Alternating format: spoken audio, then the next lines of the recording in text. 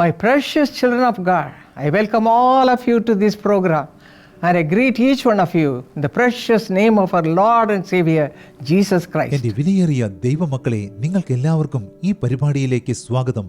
നമ്മുടെ കർത്താവും രക്ഷിതാവുമായ യേശുക്രിസ്തുവിന്റെ വല്ലഭത്വമുള്ള നാമത്തിൽ സ്നേഹവന്ദനങ്ങൾ. Today our promise verse is taken from Leviticus chapter 26 verse 6. ലേവ്യ പുസ്തകം 26:6 നിന്നാണ് ഇന്നത്തെ വാഗ്ദത്ത വചനം നമ്മൾ എടുത്തിരിക്കുന്നത്. I will give peace in the land and you shall lie down and none will make you afraid. ഞാൻ ദേശത്ത് സമാധാനം തരും, നിങ്ങൾ കിടക്കും, ആരും നിങ്ങളെ ഭയപ്പെടുത്തുകയില്ല. And I will rid the land of evil beasts and the sword will not go through your land. ഞാൻ ദേശത്ത് നിന്ന് ദുഷ്ടമൃഗങ്ങളെ നീക്കിക്കളയും, വാൾ നിങ്ങളുടെ ദേശത്തുകൂടി കടക്കയുമില്ല. When we can receive such a blessing in our lives? ഇതുപോലെയുള്ള ഒരു അനുഗ്രഹം ജീവിതത്തിൽ നമുക്ക് എപ്പോഴാണ് പ്രാപിക്കുവാൻ കഴിയുക? We have to read 26 verse 3. അതറിയണമെങ്കിൽ 26-ാം അധ്യായത്തിന്റെ 3-ാം വാക്യം കൂടി നമ്മൾ വായിച്ചു നോക്കണം. If you walk in my statutes and keep my commandments and perform them, then I will give you all these blessings.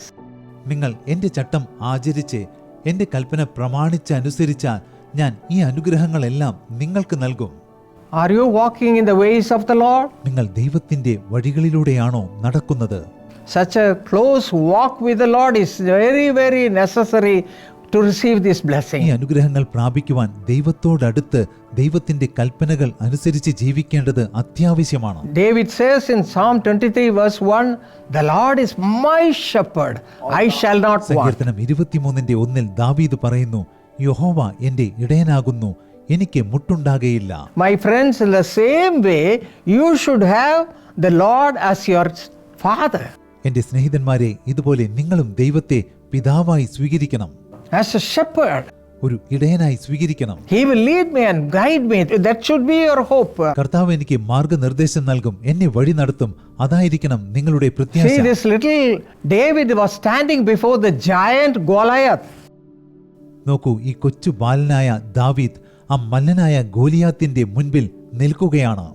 Goliath was fully armed from top to the bottom. ഗോലിയാത്തിന്റെ ശിരസ് മുതൽ പാദം വരെ എല്ലായിടത്തും ആയുധങ്ങളായിരുന്നു. Poor David had nothing. എന്നാൽ ദാവീദ് പാപം, അവന്റെ പക്കൽ ഒരു ആയുധം പോലും What ഉണ്ടായിരുന്നില്ല. the shepherd boy has, he was having. ആട്ടിടയ ബാലന്റെ പക്കൽ എന്തെല്ലാം ഉണ്ടായിരിക്കുമോ അത് മാത്രമാണ് ദാവീദിന്റെ കയ്യിൽ But ഉണ്ടായിരുന്നത്. his hope was in the Lord God Almighty. എന്നാൽ അവൻ പ്രത്യാശ വെച്ചിരുന്നത് സർവശക്തനായ ദൈവത്തിൽ ആയിരുന്നു. Yes, we have to look unto the Lord all the time. അതെ, നമ്മൾ എപ്പോഴും ദൈവത്തിങ്കിലേക്ക് കണ്ണുകൾ ഉയർത്തണം. We have to cling on to him all the നമ്മൾ time. എപ്പോഴും ദൈവത്തോട് പറ്റിച്ചേർന്ന് ജീവിക്കണം. We have to speak to the Lord. നമ്മൾ ദൈവത്തോട് സംസാരിക്കണം. We have to wait at the presence of God. നമ്മൾ ദൈവസന്നിധിയിൽ കാത്തിരിക്കണം. Such a holy life you should have. അതുപോലെയുള്ള വിശുദ്ധ ജീവിതം നിങ്ങൾക്കുണ്ടായിരിക്കണം. All the time clinging on to God. നിങ്ങൾ എപ്പോഴും ദൈവത്തോട് പറ്റിച്ചേർന്ന് ജീവിക്കണം. Then the Lord will be pleased with you. അപ്പോൾ ദൈവം നിങ്ങളിൽ പ്രസാദിക്കും.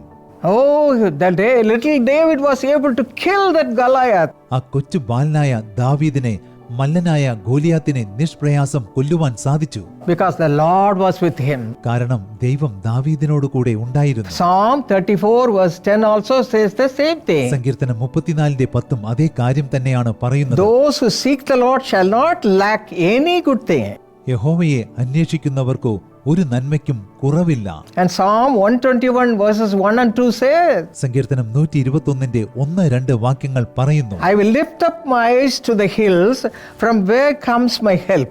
My help comes from the Lord who made heaven and earth. ഞാൻ എൻ്റെ കണ്ണ് പർവ്വതങ്ങളിലേക്ക് ഉയർത്തുന്നു, എനിക്ക് സഹായം എവിടെ നിന്ന് വരും? എൻ്റെ സഹായം ആകാശത്തെയും ഭൂമിയെയും ഉണ്ടാക്കിയ യഹോവയെങ്കിൽ നിന്ന് വരുന്നു. My friends, where are you looking today? എൻ്റെ സ്നേഹിതന്മാരെ, ഇന്ന് നിങ്ങൾ എങ്ങോട്ടാണ് കണ്ണുകൾ ഉയർത്തുന്നത്? Do you have all your hope in Jesus? നിങ്ങളുടെ സകല പ്രത്യാശയും യേശുവിലാണോ? Or the earthly people? അതോ ലോകപ്രകാരമുള്ള മനുഷ്യരിലാണോ?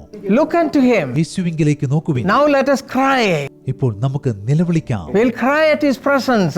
ദൈവസന്നിധിയിൽ നമുക്ക് നിലവിളിക്കാം. Lord, help me, Father. കർത്താവേ, എന്നെ സഹായിക്കണം. Without you I cannot do anything. അങ്ങയെ കൂടാതെ എനിക്കൊന്നും ചെയ്യാനാവില്ല. You are my only hope. അങ്ങന്റെ ഏക പ്രത്യാശയാണ്. Come, let us pray. വരൂ നമുക്ക് പ്രാർത്ഥിക്കാം. Precious Heavenly Father, സ്വർഗീയ പിതാവേ, you look into the people who are crying. അങ്ങയോട് നിലവിളിക്കുന്നവരുടെ അരികിലേക്ക് അങ്ങ് ഇറങ്ങി They don't വരണമേ. have any hope in this world. അവർക്ക് ഈ ലോകത്തിൽ ഒരു പ്രത്യാശയുമില്ല. There is nobody to deliver them, Lord. അവരെ വിടുവിക്കുവാനും ആരുമില്ല. So many people are against them. നിരവധി പേർ അവർക്കെതിരായിരിക്കുന്നു. They are troubled in their our lives. ജീവിതത്തിൽ കലങ്ങിപ്പോയിരിക്കുന്നു. Right now, ഇപ്പോൾ as they are crying unto thee, അവർ അങ്ങയോട് നിലവിളിക്കുമ്പോൾ hear all their cries അവരുടെ നിലവിളിയെല്ലാം അങ്ങ് കേൾക്കണമേ. and deliver them, Lord. അവരെ വിടുവിക്കണമേ. You are the only hope. അങ്ങാകുന്നു അവരുടെ ഏക പ്രത്യാശ. As they cry unto thee, അവർ അങ്ങയോട് നിലവിളിക്കുമ്പോൾ, clinging on to you, അങ്ങയോട് പറ്റിച്ചേർന്ന് നിലവിളിക്കുമ്പോൾ, give them your grace, Father. അങ്ങയുടെ കൃപ അങ്ങ് അവർക്ക് നൽകണമേ. Let the grace be upon them right now. ഇപ്പോൾ ദൈവകൃപ അവരുടെ മേൽ ഉണ്ടാകട്ടെ. Deliver your children. കർത്താവേ, അങ്ങയുടെ മക്കളെ വിടുവിക്കണമേ. Let them receive all God's abundant blessing. അവർക്ക് ദൈവത്തിന്റെ സമൃദ്ധമായ അനുഗ്രഹങ്ങൾ In ലഭിക്കട്ടെ. Jesus' name we pray. യേശുവിന്റെ നാമത്തിൽ ഞങ്ങൾ പ്രാർത്ഥിക്കുന്നു. Amen. ആമേൻ.